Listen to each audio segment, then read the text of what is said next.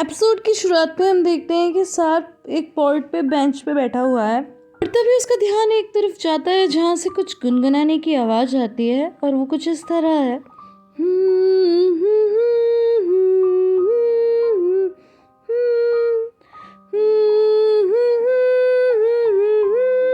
हम देखते हैं कि सामने एक प्यारी सी सुंदर सी लड़की बैठी कुछ गुनगुना रही है कि तभी सार्प उससे पूछता है कि तुम क्या गा रही हो। तो वो कहती है एक्सक्यूज मी, मैं गा नहीं रही बल्कि गुनगुना रही हूँ। आई नो गाइज, आप लोग सोच रहे होंगे कि मैं ये ड्रामे का फर्स्ट एपिसोड का फर्स्ट सीन क्यों एक्सप्लेन कर रही हूँ। अभी आपको थोड़ी देर में सब कुछ समझ आ जाएगा। यहाँ पर एक्चुअली सीन तो वही चल रहा है मगर थोड़ा सा डिफरेंस है कि अब की बार सार्प तो अपनी एग्जैक्ट एज में है लेकिन बाहर अभी भी वही यंग एज में है, जिसका मतलब ये है कि सार्प इतने साल बाद भी बाहर को बिल्कुल वैसे ही इमेजिन करता है जैसे वो पहले दिन मिली थी। अब हमें यहाँ से सीधा 5 घंटे पहले का सीन दिखाया जाता है जहाँ सार्प मुनीर से कहता है कि क्या तुम्हें उन दोनों आदमियों का पता चल गया। तो जिस पर मुनीर कहता है कि मुझे पता चला कि एक आदमी का नाम है जेबट, जिसका कोई क्रिमिनल रिकॉर्ड नहीं है और ना ही उसने कोई ऐसा क्राइम किया है, बस छोटा मोटा नज़र रखना, पीछा करना, इतना ही काम करता है। और दूसरा आदमी का नाम है ओरहान। इतना बताकर मुनीर चुप हो जाता है और फिर सार्प कहता है कि देखो, बाहर और बच्चों की रक्षा करना मेरा कर्तव्य है, इसीलिए मैं उनकी रक्षा तो करूंगा ही ना, मेरी वजह से वो खतरे में आ जाएंगे। अगर तुम चाहते हो कि मैं पेरिल और बच्चों के साथ रहूं तो मैं जो कह रहा हूं तो वही करो, वरना मुझे कोई नहीं रोक पाएगा, ना तुम और ना मिस्टर स्वात। तुम बस मुझे दूसरे आदमी के बारे में बताओ। तो स्वात कहता है कि उसका नाम ओरहान है और वो एक साइकोपैथ है और कई सारे क्राइम भी कर चुका है। ये सुनकर सार्प कहता है कि फिर तो मुझे जाना ही होगा, अपनी पत्नी को बताना होगा कि वो हर वक्त तो चौकन ना रहे जब तक कि हम उसके लिए कोई सेफ जगह नहीं ढूंढ लेते, इसमें तुम प्लीज मेरी मदद करो। तो वो कहता है कि ठीक है, मैं आपको वार्न करता हूँ और आपसे यही कहूँगा कि फिर मैं जाकर बता देता हूँ। तो वो कहता है कि नहीं, इस बार मुझे खुद अपनी पत्नी से मिलना ही होगा। और देखो, बच्चों ने और बाकी घर वालों ने तो मुझे देख ही लिया है, उन्होंने बता ही दिया होगा, तो मैं बस 2 मिनट से ज़्यादा नहीं लूँगा, बस वार्न करके आ जाऊँगा, प्लीज़ मेरी मदद करो। नेक्स्ट सीन में हम दोनों को गाड़ी में देखते हैं जहाँ पर मुनीर जेबट से बात करता है। तो जेबट कहता है कि अभी तो ओरहान सो रहा है लेकिन उसका कुछ पता नहीं है, कभी लगता है कि एकदम गहरी नींद में जा चुका है और कभी भी 2 मिनट में उठकर खड़ा हो जाता है। तो आपको मैं बता दूंगा, आप कॉल कर दूंगा, लेकिन फिर भी आप चौकन ना रहना क्योंकि इस काम को करते हुए मुझे भी डर लग रहा है। तो मुनीर कहता है कि कोई बात नहीं, तो मुझे कॉल करके बता देना जो भी हो। मुनीर सार्प से कहता है कि आप 2 मिनट में वापस आ जाना, उस आदमी का कुछ पता नहीं है, वो कभी भी उठ सकता है, तो खतरा बहुत है।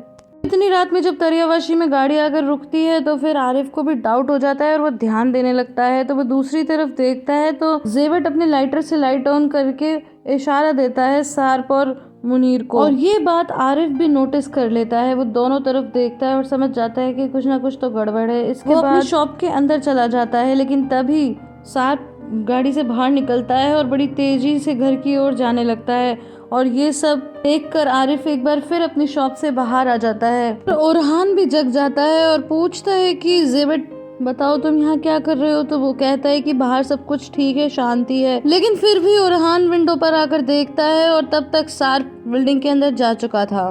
लेकिन ये सब देखकर मुनीर थोड़ा घबराने लगता है। सार्प घर जाने से पहले अपनी रिंग उतारता है और ये सारी की सारी बातें आरिफ नोटिस करता है कि विंडो से कोई इन्हें लगातार घूर रहा है। बिल्डिंग के अंदर एंटर करते हुए मिस्टर यूसुफ भी देख लेते हैं सार्प को, और फिर जब आरिफ पूछते हैं कि वो आदमी कौन था तो वो कहते हैं कि मुझे क्या पता, मुझे इसके बारे में कुछ नहीं पता। फाइनली वो सीन आता है जिसमें सार्प बाहर के पास पहुंचता है। उसे देखते ही पहले तो वो थोड़ा चौंक जाती है लेकिन फिर अपने गले से लगा लेती है और रोने लगती है। ये सब मिसेस हतीजे भी देख लेती हैं। बाहर कहती है कि मुझे प्लीज पकड़ के रखना, मुझे छोड़ना मत। उसकी आंखों से लगातार आंसू बह रहे थे और सार्प कहता है कि मैंने तुम्हें पकड़ा हुआ है, चिंता मत करो। और दोनों बहुत रोते हैं। गाइस, 5 साल के बाद अपने मरे हुए पति को यूं जीवित देखना एक महिला के लिए कैसा होता होगा, ये शब्दों में बयां कर पाना इतना आसान नहीं है। और इतने समय बाद अपनी पत्नी को सही सलामत देखना, अपने बच्चों को देखना कैसा होता होगा, ये भी कह पाना बहुत मुश्किल है। इतने में सभी लोग बाहर आ जाते हैं और जेदा के घर जाने लगते हैं, लेकिन पलटकर एक बार निशान देखती है और बहुत ही खुश होती है अपने माता पिता को यूं गले मिलते हुए देखकर। लेकिन गाइस तभी वहाँ पर आरिफ आ जाता है और उसे ये देखकर उसका दिल ही टूट जाता है। वो वहाँ से चला जाता है। जैसे ही वो सीढ़ियाँ उतर कर जाता है तो सामने उसे मिलती है शीरीन। उसे पकड़कर बाहर ले जाने लगता है। वो कहता है कि तुम यहाँ पे क्या कर रही हो, चलो यहाँ से। तो वो कहती है कि मेरा हाथ छोड़ो, मेरे हाथ पे दर्द हो रहा है और मैं यहाँ पर बच्चों के बुलाने पर आई हूँ, कुछ गलत करने नहीं आई हूँ। उन्होंने कहा था कि मौसी हम आपको बहुत मिस कर रहे हैं। तो आरिफ कहता है मैं तुम्हें अच्छी तरह जानता हूँ क्योंकि सार्प यहाँ पर आया है इसीलिए तुम आई हो। तो ये सुनकर वो चौंक जाती है और कहती है कि क्या सार्प यहाँ पे? आरिफ फिर भी उसे वहाँ से ले जाने लगता है। तो कहती है कि देखो पागल मत बनो, मैं अपनी बहन को रोक सकती हूँ, हम उन दोनों को इस तरह मिलने नहीं दे सकते। तो आरिफ पहले तो 1 मिनट के लिए रुकता है और फिर कहता है कि चलो मेरे साथ, और उसे हाथ पकड़ के ले जाता है, सीधा टैक्सी में बिठा देता है। और मुनीर भी ये सब कुछ देखता है और बहुत ही सरप्राइज होता है कि आखिर ये सब क्या चल रहा है। एक तरफ आरिफ का ध्यान अभी भी विंडो पर जाता है जहाँ से लगातार वो आदमी उन्हें घूर रहे होते हैं। अब नेक्स्ट सीन में हम देखते हैं कि बाहर बहुत ही प्यार से सार्प के चेहरे को अपने हाथों में लेती है और रोने लगती है लगातार।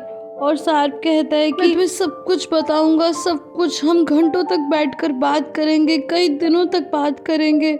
और इस बीच बाहर बस रोती रहती है। सार्प कहता है मैं तुम्हें सब कुछ बताऊंगा लेकिन इस वक्त नहीं बता सकता। मैं तुमसे एक रिक्वेस्ट करता हूँ, वैसे तो मुझे कोई हक नहीं है लेकिन जब तक मैं वापस ना आऊँ तुम किसी की बात मत सुनना। मैं आऊँगा, तुम्हें और अपने बच्चों को यहाँ से हमेशा के लिए ले जाऊँगा। बाहर एक बार फिर से उसे गले से लगा लेती है और कहता है कि तुम पर बहुत बड़ा खतरा है, तब तक तुम अपना ख्याल रखना। लेकिन बाहर कहती है कि तुम कहीं भी मत जाओ सार्प, तुम यहीं पे रहो, कहीं मत जाओ। इतने में शाहरुख भी वहां आ जाता है तो सार्प उसे भी गले लगाता है और उसे गाल पर प्यार से हाथ फेरता है और उसके छोटे छोटे हाथों पर किस करता है। भी अपने पापा के गाल पर प्यार से हाथ फेरता है और फिर एकदम से बाहर का हाथ पकड़ता है और बोलता है कि चलो मॉम अंदर चलो, सोने चलते हैं, चलो। तो वो कहती है कि बेटा रुको तुम्हारे पापा, लेकिन वो कुछ नहीं सुनता और कहता है कि चलो मॉम अंदर चलो। तो बाहर कहती है कि डार्लिंग तुम थोड़ी देर यहाँ पर रुको, मैं अभी इसे समझा कर आती हूँ। फिर वो अंदर जाती है तो वो सोने लगता है। तो कहती है कि बेटा पापा तो बाहर है, मेरे साथ चलो। तो कहता है कि नहीं मॉम ये तो सपना है, सपना। और ये कहकर वो सो जाता है। नेक्स्ट सीन में आरिफ उन लोगों की विंडो के एकदम क्लोज आ जाता है और उसे अपने नजदीक आता देखकर वो लोग कमरे के अंदर चले जाते हैं और इसी बीच सार्प भी वहां से निकल जाता है। जब तक बाहर दूसरे रूम में आती है सार्प वहां से जा चुका होता है। वो उसके पीछे पीछे नीचे तक दौड़ती है, सार्प सार्प चिल्लाती हुई, लेकिन आरिफ उसे संभालता है और कहता है कि वो अब जा चुका है, लेकिन वो कुछ भी नहीं सुन रही होती। तो कहता है होश में आओ, होश में, वो जा चुका है। निशान भी घर की तरफ दौड़ती है लेकिन उसे सार्प कहीं नहीं मिलता। तो बाहर की आवाज़ सुनकर नीचे दौड़ती आती है, पापा पापा आप यहाँ पे हो, लेकिन वो वहाँ भी नहीं होता। तो ये देखकर वो फिर से कमरे की तरफ दौड़ती है और डोरुक से पूछती कि पापा कहाँ हैं, पापा कहाँ हैं। और उसकी हालत बाहर से भी ज़्यादा ख़राब होती है और तभी बाहर वहाँ आती है, उसे संभालती है। तो वो कहती है कि मॉम पापा कहाँ है। तो वो उसे गले से लगा लेती है और उसके बाद बाहर अपने दोनों बच्चों को गोद में लेकर बैठ जाती है और रोने लगती है। ज़ेदा और मिसेस हतीजे भी उन्हें देखते हैं और ज़ेदा बहुत दुखी होती है बाहर और बच्चों की ऐसी हालत देखकर। नेक्स्ट सीन में टैक्सी ड्राइवर के पूछने पर शिरीन कहती है कि मैंने अभी डिसाइड नहीं किया कि कहाँ जाना है, तुम बस गाड़ी चलाते रहो। और इतने में वो मुनीर को कॉल करती है और कहती है कि मुझे अभी पेरिल से मिलना है। तो वो कहता है कि क्यों, अभी ये पॉसिबल नहीं है। तो वो कहती है कि सार्प ने सब कुछ बर्बाद कर दिया, वो बाहर से मिला है। तो वो कहता है कि वो कैसे मिल सकता है, मेरी तो अभी मुनीर से भी बात हुई, उसने तो मुझे कुछ नहीं बताया, उसे बताए बिना तो वो कुछ नहीं करता। तो वो कहती है कि मुनीर को भी शायद सब कुछ पता है। कहती है कि मुझे पेरिल से मिलना है, लेकिन वो कहता है कि बिना ये बताए कि तुम उसे मिलकर क्या कहोगी, मैं तुम्हें उससे मिलने नहीं दे सकता। लेकिन कहती है कि मैं पेरिल से वो फ़ोटो लूँगी क्योंकि मेरे पेरेंट्स ने तो उन फ़ोटो को डिलीट कर दिया था, इसलिए प्लीज़ मुझे पेरिल से मिलने दीजिए। एक सीन में मिसेस हतीजा बाहर और बच्चों की ऐसी हालत देखकर रोते हुए बाहर आती हैं और मिस्टर अनवर को गले से लगा लेती हैं। तो मिस्टर अनवर उन्हें शांत करते हैं और कहते हैं कि हतीजे प्लीज़ ऐसे मत रो, मत रो। आरिफ यूलिस से कहता है कि जाओ जाकर अपनी फ्रेंड को संभालो, तुम्हें ज़्यादा समझ में आता है क्योंकि तुम भी चाहती थी कि सार्प आ जाए मिल ले। इसके बाद आरिफ वहाँ से चला जाता है। अब नेक्स्ट सीन में मिस्टर यूसुफ हीटर के आगे मस्त बैठे होते हैं कि तभी आरिफ घर में आता है। तो वो कहते हैं कि आरिफ, तो लेकिन वो कोई जवाब ही नहीं देता और सीधा अंदर चला जाता है और एक बार फिर से अपनी मॉम की रिंग उस बॉक्स से निकालकर उस रिंग के साथ बैठ जाता है। तो उसके पीछे पीछे मिस्टर यूसुफ भी वहाँ आते हैं, लेकिन उसकी ऐसी हालत देखकर वो कुछ भी नहीं कहते, वहाँ से चले जाते हैं। अब नेक्स्ट सीन में बाहर ने अभी भी अपने दोनों बच्चों को अपनी गोद में लिया हुआ था। फिर मिस्टर एनवर उन्हें देखने आते हैं और बाहर आते हैं तो मिसेस हतीजे पूछती हैं कि अब वो तीनों क्या कर रहे हैं। मिस्टर एनवर कहते हैं कि उन तीनों ने एक दूसरे को गले लगाया हुआ है और वो बिल्कुल ऐसे ही बैठे हैं जैसे घोंसलों के अंदर अक्सर पक्षी चुपट के गले लगाकर बैठते हैं सर्दी से बचने के लिए। सुनकर मिसेस हतीजे बहुत ही ज़्यादा दुखी होती हैं और उसके बाद वो लोग ज़ेदा के घर चले जाते हैं। फिर ज़ेदा कहती है कि बाहर कहती है कि प्लीज़ तुम हमें अभी अकेला छोड़ दोगी। तो ज़ेदा बहुत ही दुखी मन से कहती है कि क्या मैं यहाँ से जाऊँ। तो वो कहती कि हाँ। तो बड़े दुखी मन से ज़ेदा वहाँ से चली जाती है। एक बार फिर से हमें वही सीन दिखाया जाता है जहाँ पोर्ट पे बैठा सार्प अभी भी बाहर के बारे में सोच रहा था। नेक्स्ट सीन में मुनीर सार्प को बताता है कि मिस्टर स्वात को पता चल चुका है कि आप कहाँ गए थे। तो वो पूछता है कि उन्हें किसने बताया। तो वो कहता है कि और किसने, शिरीन ने बताया। जब आप अंदर थे तो शिरीन वहाँ आई थी लेकिन कॉफ़ी शॉप वाले ने उसे अंदर नहीं आने दिया। और फिर ये एपिसोड यहीं पे खत्म हो जाता है। गाइस आई होप आपको ये वीडियो पसंद आई होगी। अगर पसंद आई है तो इसे लाइक शेयर एंड कमेंट करना बिल्कुल भी ना भूलें। फिर मिलती हूँ अगले वीडियो में, तब तक के लिए bye bye and take care.